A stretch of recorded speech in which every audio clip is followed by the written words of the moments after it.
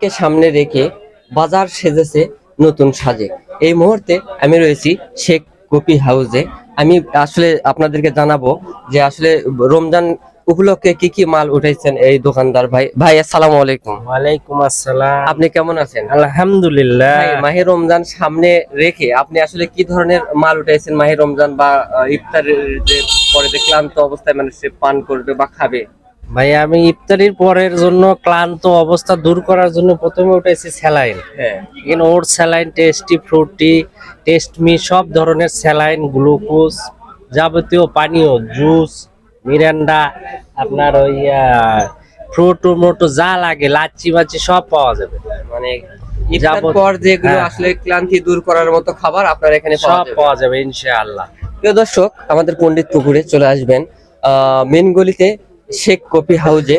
আর proprietor মুক্তার Hossain Sheikh.